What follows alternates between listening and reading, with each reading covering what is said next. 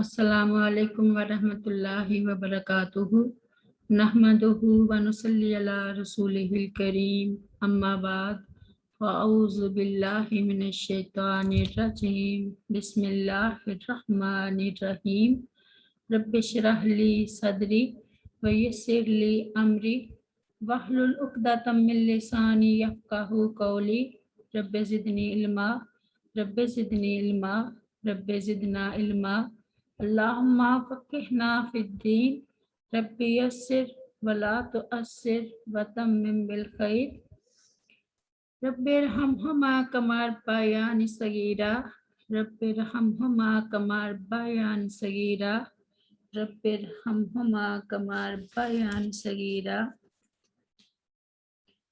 आज हम सूरत अल माइदा की आयत नंबर 61 से पढ़ेंगे इंशाअल्लाह।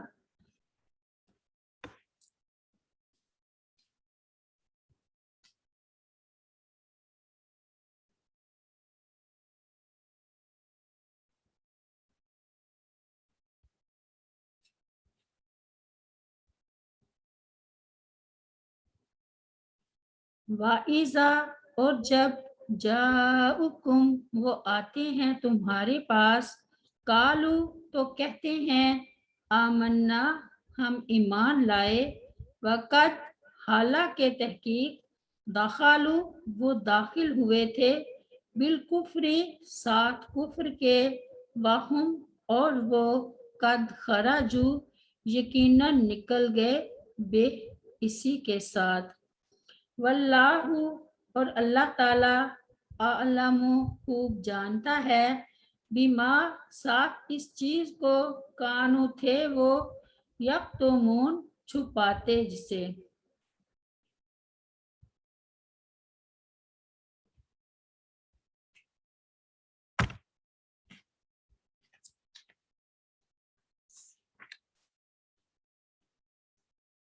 मुराद या तो यहूद हैं या मुनाफिकीन जो नबी सल्लल्लाहु अलैहि वसल्लम की खिदमत में कुफर ही के साथ आते हैं और उसी कुफर के साथ वापस चले जाते हैं। आप सल्लल्लाहु अलैहि वसल्लम की सोहबत और आप सल्लल्लाहु अलैहि वसल्लम के वाज़ो नसीहत का कोई असर उन पर नहीं होता, क्योंकि दिल में तो कुफर छुपा हुआ होता है और रसूल करीम सल्लल्लाहु अलैहि वसल्लम की खिदमत में हाजिरी का मकसद ही हदायत का हसूल है। लेकिन जब वो खुद को धोखा देते हैं और फरेब करते हैं तो फिर ऐसी हाजिरी से फायदा भी उनको क्या हो सकता है, जबकि उनके दिल में कुफर और निफाक है। इरशाद बारी ताला है, वाइज़ा लकुल्लज़ीना आमनु कालू आमन्ना वाइज़ा खला बाज़ुहुम इला बाज़िन कालू आतुहद्दिसूनहुम बिमा फतहल्लाहु अलैकुम लियुहाजुकुम बिही इंदा रब्बिकुम अफला ताकिलून। सूरत अल बकरा में। और जब वो उन लोगों से मिलते हैं जो ईमान लाए तो कहते हैं हम ईमान ले आए, और जब उनमें से बाज की तरफ अकेला होता है तो कहते हैं क्या तुम उन्हें वो बातें बताते हो जो अल्लाह ताला ने तुम पर खोली हैं ताकि वो उनके साथ तुम्हारे रब के पास तुमसे झगड़ा करें, तो क्या तुम नहीं समझते। और फरमाया वामिनन नासी मय्यकुलु आमन्ना बिल्लाहि व बिल यौमिल आखिरि व मा हुम बिमुमिनीन युखादिउनल्लाह वल्लज़ीना आमनु व मा यखदाउना इल्ला अनफुसहुम व मा यशकुरून। सूरत अल बकरा में। और लोगों में से कुछ वो हैं जो कहते हैं हम अल्लाह ताला पर और आखिरत के दिन पर ईमान लाए, हालांकि वो हरगिज मोमिन नहीं, अल्लाह ताला से धोखाबाजी करते हैं। और उन लोगों से जो ईमान लाए हालांकि वो अपनी जानों के सिवा किसी को धोखा नहीं दे रहे और वो शऊर नहीं रखते।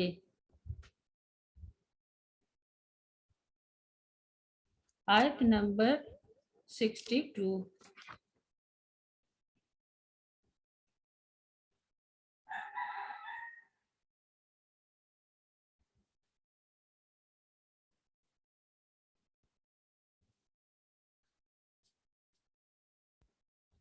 وَتَرَى، اور آپ دیکھیں گے، کثیراً بہتوں کو،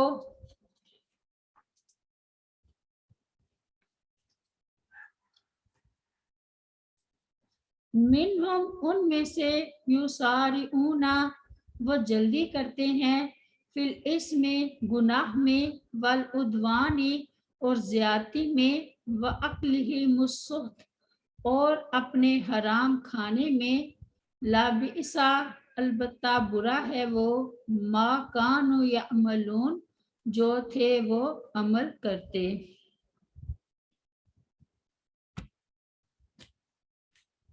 بہت سے یہود کی صفت بیان کی گئی ہے کہ وہ کذب بیانی، ارتکاب معصیت، ظلم و زیادتی اور حرام خوری میں اللہ تعالیٰ اور انسانوں سے شرم کیے بغیر تیزی سے آگے بڑھنے والے ہیں۔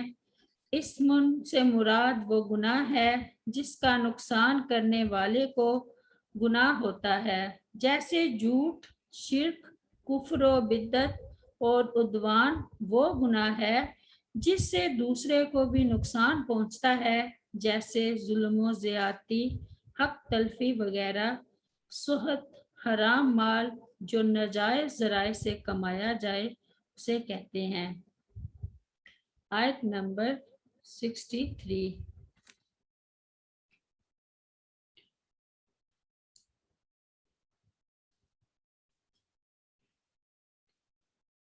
لولا ینہاہم الربانیون، کیوں نہیں روکتے انہیں ربانیون رب والے، والاحبار اور علماء، ان قولہم الاسم ان کے گناہ کی بات کہنے سے، واکلہم السحت اور ان کے حرام کھانے سے، لابئس البتہ برا ہے وہ، ما جو کچھ، کانوا تھے وہ، یصنعون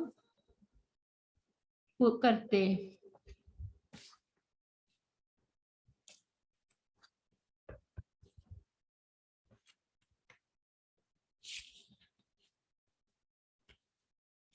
یہ علماء و مشائخ دین اور عباد و زہاد پر نکیر ہے کہ عوام کی اکثریت تمہارے سامنے فسق و فجور اور حرام خوری کا ارتکاب کرتی ہے، لیکن تم انہیں منع نہیں کرتے۔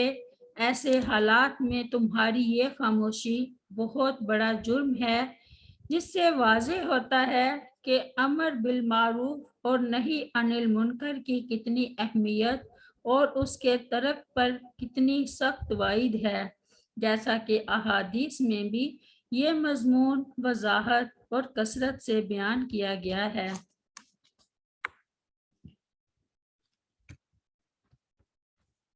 یعنی جس طرح گناہ کرنا جرم ہے، اسی طرح گناہ سے نہ روکنا بھی جرم ہے۔ عوام گناہ کرتے تھے اور علماء و مشائخ انہیں منع نہیں کرتے تھے، غرض یہ کہ عوام اور علماء و مشائخ سب ہی گناہ میں شریک تھے، بلکہ علماء و مشائخ میں بہت سے حرام کھانے میں ان کے شریک تھے۔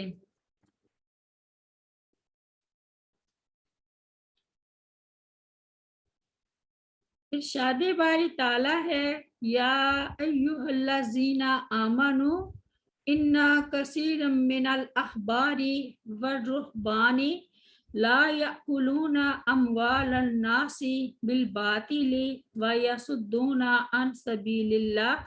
سورۃ التوبہ میں، اے لوگو جو ایمان لائے ہو، بے شک بہت سے عالم اور درویش یقیناً لوگوں کا مال باطل طریقے سے کھاتے ہیں اور اللہ تعالیٰ کے راستے سے روکتے ہیں۔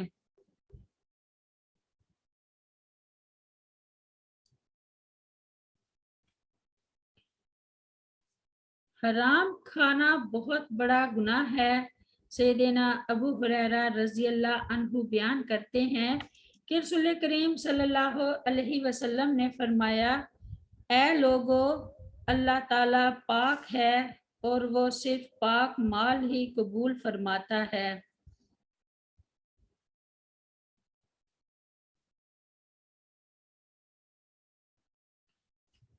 اللہ تعالیٰ نے مومنوں کو بھی اسی چیز کا حکم دیا ہے جس کا حکم اس نے اپنے رسولوں کو دیا ہے۔ اللہ تعالیٰ فرماتا ہے، یا ایھا الرسول کلوا من الطیبات واعملوا صالحا انی بما تعملون علیم۔ سورۃ المومنون میں، اے رسولو، پاکیزہ چیزوں میں سے کھاؤ اور نیک عمل کرو، یقیناً میں اسے جو تم کرتے ہو خوب جاننے والا ہوں۔ اور اللہ تعالیٰ فرماتا ہے، یا ایھا الذین آمنوا کلوا من طیبات ما رزقناکم۔ سورۃ البقرہ میں، اے لوگو جو ایمان لائے ہو، ان پاکیزہ چیزوں میں سے کھاؤ جو ہم نے تمہیں عطا فرمائی ہیں۔ پھر رسول کریم صلی اللہ علیہ وسلم نے ایک شخص کا ذکر کیا، فرمایا، ایک آدمی طویل سفر کرتا ہے، بال بکھرے ہوئے ہیں، غبار آلود ہے، اب وہ دونوں ہاتھ آسمان کی طرف دراز کرتا ہے اور کہتا ہے، اے میرے رب، اے میرے رب، حالانکہ کیفیت یہ ہے کہ اس کا کھانا حرام ہے، اس کا پینا حرام ہے، اس کا لباس بھی حرام ہے اور حرام ہی سے اس کی پرورش ہو رہی ہے، تو ایسی صورت میں اس کی دعا کیسے قبول ہو سکتی ہے؟ مسلم کتاب کی روایت ہے۔ سیدنا نعمان بن بشیر رضی اللہ عنہ بیان کرتے ہیں کہ رسول کریم صلی اللہ علیہ وسلم نے فرمایا، اس شخص کی مثال جو اللہ تعالیٰ کی حدوں پر قائم ہے اور اس شخص کی مثال جو ان حدوں کو عبور کر چکا ہے ایسی ہی ہے جیسے کچھ لوگوں نے کشتی کے اندر بیٹھنے کے لیے قرعہ اندازی کی، بعض کے حصہ میں اس کی بالائی منزل آئی اور بعض کے حصہ میں نچلی منزل۔ اب جو لوگ نچلی منزل میں تھے وہ جب پانی لینے جاتے تو اوپر والوں کے پاس سے گزرتے، لہٰذا ان لوگوں نے آپس میں مشورہ کیا کہ ہم اپنی ہی منزل میں کیوں نہ سوراخ کر لیں اور اوپر والوں کو تکلیف نہ دیں، تو اگر اوپر والے انہیں یوں ہی چھوڑ دیتے ہیں اور جو ارادہ انہوں نے کیا ہے اسے پورا کرنے دیتے ہیں تو سارے ہلاک ہو جائیں گے، اور اگر ان کے ہاتھوں کو روک لیں گے تو وہ خود بھی نجات پائیں گے اور وہ سب بھی نجات پائیں گے۔ بخاری کی روایت ہے۔ سیدنا ابو ہریرہ رضی اللہ عنہ بیان کرتے ہیں کہ میں نے رسول اللہ صلی اللہ علیہ وسلم کو یہ بیان فرماتے ہوئے سنا، جب کوئی شخص کسی قوم میں معاصی کا ارتکاب کرے اور وہ اسے منع کرنے کی قدرت رکھنے کے باوجود منع نہ کریں تو اللہ تعالیٰ ان کے مرنے سے پہلے ضرور انہیں اپنے عذاب کی گرفت میں لے لے گا۔ رب اغفر لی ولوالدی وللمؤمنین یوم یقوم الحساب۔ سبحان ربک رب العزت عما یصفون وسلام علی المرسلین والحمد للہ رب العالمین۔ السلام علیکم ورحمۃ اللہ وبرکاتہ۔